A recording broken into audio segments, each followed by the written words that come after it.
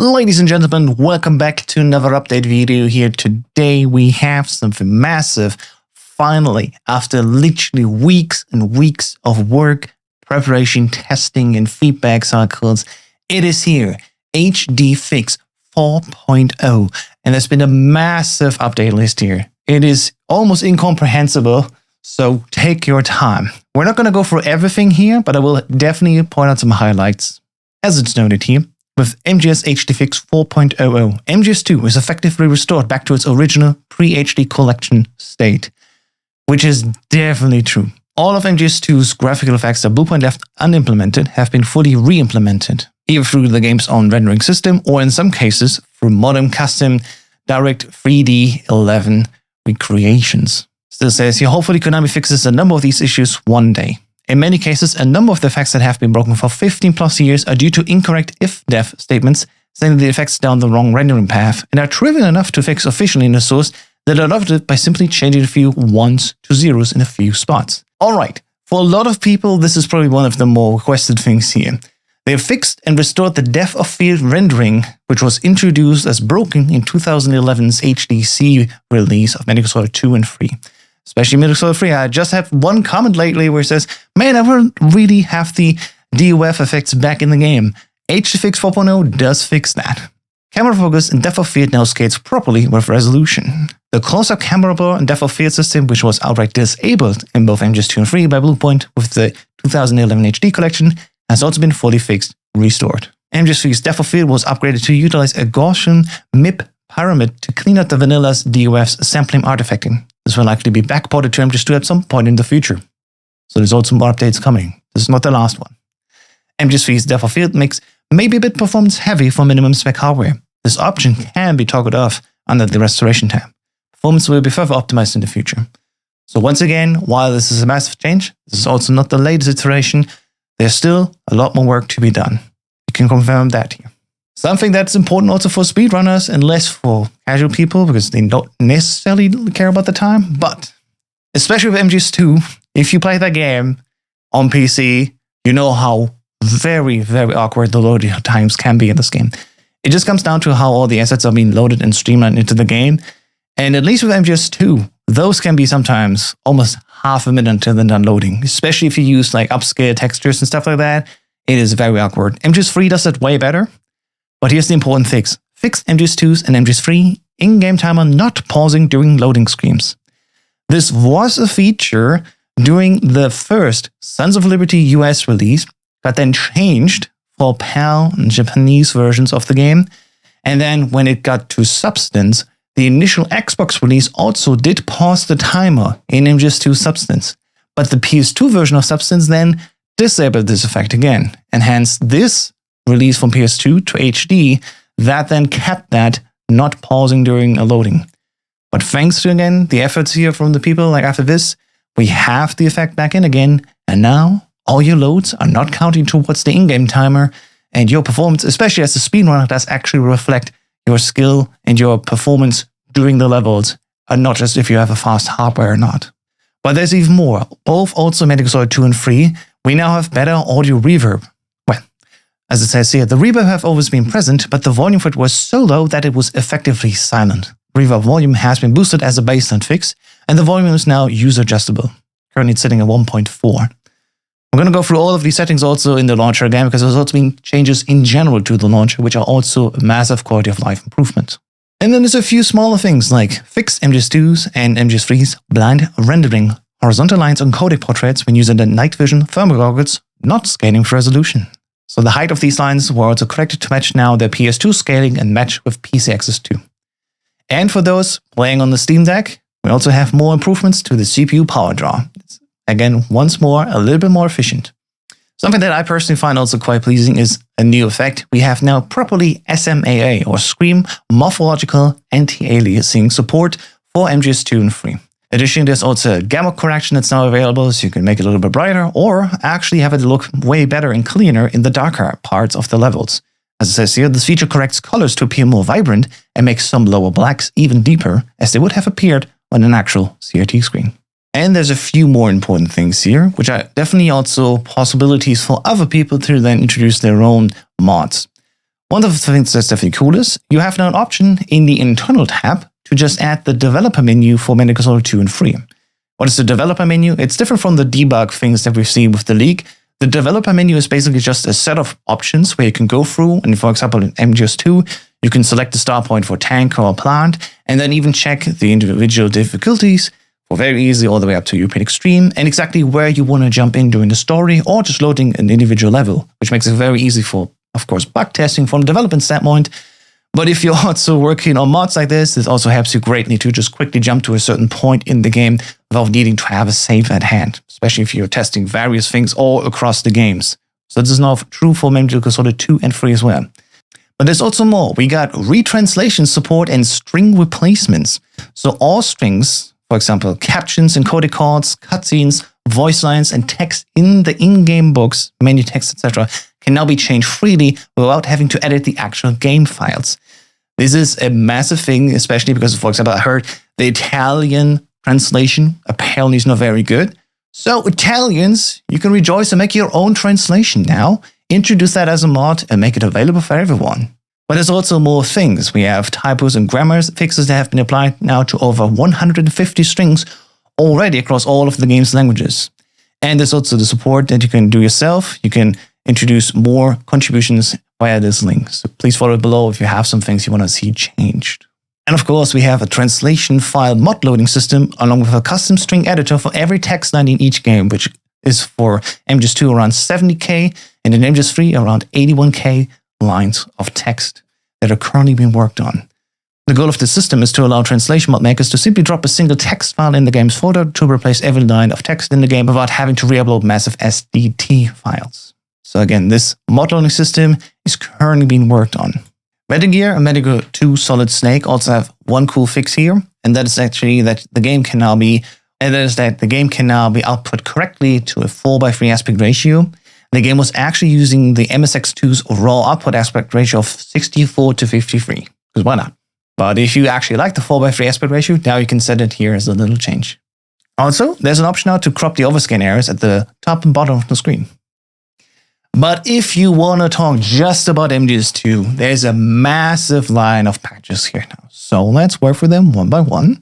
And also, hopefully, editing house can make these visuals also work in the game.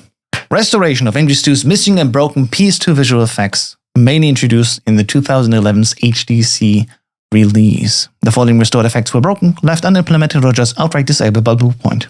This includes, for example, a color change during the cutscene where we see Otto Khan breaking down after the death of his sister. Spoilers for our almost 25-year-old game, where the color sets to be blue. Very sad mood. This was, of course, not present in HDC, but now, thanks to HDFix, this color fix is finally here for this cutscene, of course, as it says here, for 12 more cutscenes at least. Then we got crossfade camera transitions, a nice fade between cutscenes. Lovely effect.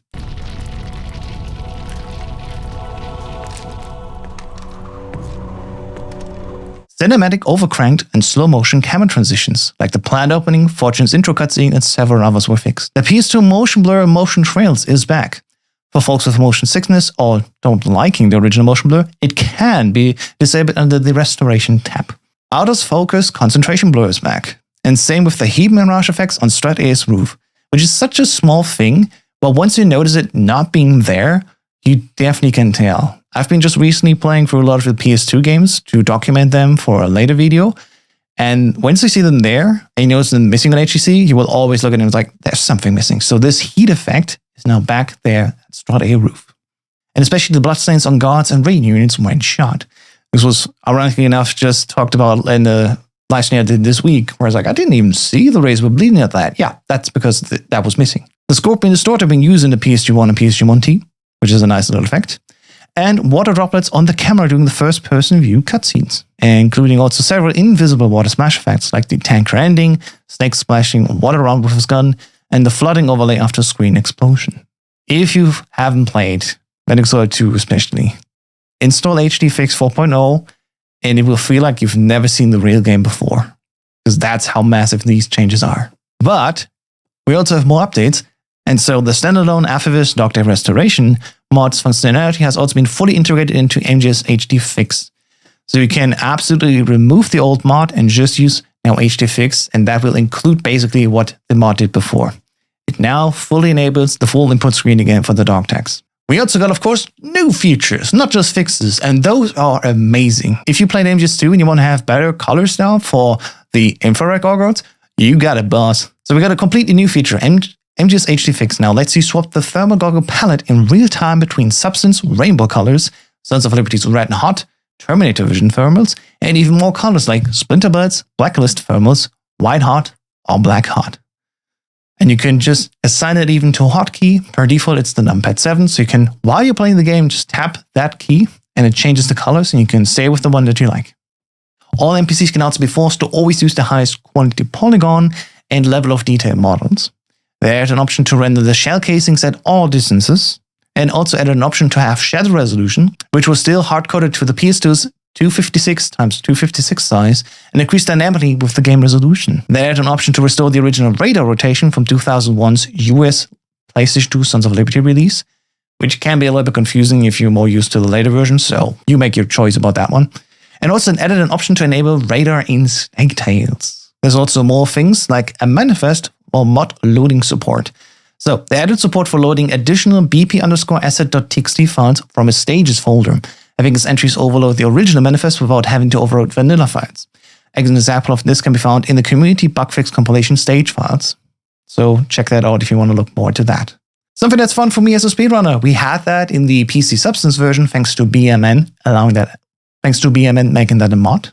And now also for the PC Master Collection version, we can now change our health to our username if you want to, or have it fit for the characters that you currently play. So Snake, of course, during Tanker, and Raiden during the plant sections of the game. And another cool thing here, thanks to Gibletta for adding this, we now have the elevator glitch again in PC Master Collection. Now, if you have been into Sons of Liberty, the PlayStation 2 release of Sons of Liberty, there, if you were standing in front of an elevator, if you were going prone on the floor at the right distance, Raiden would stand up, but his model would not be all the way at the top, so he actually stands. Actually, half of his body would be underneath the level, allowing him to very easily go out of bounds. With this trick, speedrunners used it in Shell 2-Core's 1B room to quickly get the Nikita, but also going to Vam's fighting room without actually needing to swim there, making it very fast and also very easy to execute. And now for the PC Master Collection, this fix that was introduced with the Substance release has been reversed as an option, and speedrunners could use it again if they want to use it. There's also a few bug fixes that were in the community Bugfix compilation that are now part of HDFix, so they've been moved effectively from one repo to another repo. They made Snake's holster functional. His holster always had an extra handgun in it, even when unarmed, which is unusual. Fixed hostages having mismatched skin color on their hands. Fixed the title screens to not swapping colors with game completions. Added an option to use the kernel's subsistence Metal Gear Solid. Added an option to use the kernel's subsistence Metal Gear 2 Solid Snake sprite instead of the classic MSX2 sprite. Fixed Solid does not be invisible when viewed from a malfunctioning Ray unit's POV. He was effectively invisible during the Ray's POV scene. And also, a very, very cool thing that was actually never present, literally ever, they fixed the broken voice line in Deck 2's pipe falling mini cutscene. During this cutscene, normally there's a second guy coming in that scares the first guy. And when you watch this cutscene, you kind of get the feeling there's something missing. That's because it was literally broken from day one. And now with this fix, we actually hear the correctly and already always been present there voice line with the other guy saying, "It's me." And then the other guy says, "Don't scare me like that." Now it makes a lot more sense. Shout out for FPV for introducing this. I really love this one change. One more additional thing also for Metal Gear Solid 3. There's now a restored cutscene film grain rendering during low-light camera shots, including that with the depth of field changes that are also present now in Metal Gear Solid 3 that should also make for a much more pleasant experience while playing through the game. There's a few more changes that were also introduced with MGS HDFix itself. For MGS2 especially also there's another fix that fixed the Marine sometimes vanishing when forcing high-quality NPCs, which is a very interesting thing. This happened during speedruns initially for a while where we are in holds 2, we can roll through guards, and if this was effective, then some of these guards were just vanishing because they fell over and over into themselves and vanished out of existence. Thankfully, this has been fixed. And we also have a few more changes for the FPV mode. So again, if you remember, With HDFix 3.1.0, we got the over-the-shoulder camera or the subsystem. With HDFix 3.1.0, we got the over-the-shoulder or subsistence style camera, which is not exactly the same as the Substance SOS mod. This is a little bit different. And this was an experimental camera that Bluepoint added during the development of HD. But sadly never got finished, and so it was just a little bit half-baked. And that includes also the permanent FPV camera that you can also optionally use, where you can go into FPV and stay into that permanently as a fun little gameplay change. That FPV mode had some trouble as we figured out doing gameplay testing and speedrunning. And one of those was, for example, when you used the D-mic or the stinger, you could not move at all anymore. You couldn't change your aim, which is definitely trouble. When you're in FPV and you want to equip the stinger, you still need to be able to aim and look around. So now we can do that finally. There's also an incorrect aim point offset that was introduced with that, especially bothersome if you're playing on European Extreme and you want to shoot out cameras that normally would catch you and your aiming is just off. And visually it looks correct, but the bullet just never hits correctly where it is aiming. That has also been fixed now. And there's also a few more crashes that have been fixed here now as well. So this should make for a much more pleasant experience, and I can highly recommend to replay Metal Gear Solid 2, especially with this FPS mode or FPV mod enabled. Just go into FPV and run around in first-person view, and you sort of get like a Doom aesthetic vibe from that. At least I personally felt reminded of that. Alright, and that's it all here for me today. Thank you so much for watching. I gotta go back to my script. I actually want to make another video as well that's not about HDFix for once, so wish me luck that I can finish it quickly. Have a nice day, and catch you soon. Bye-bye.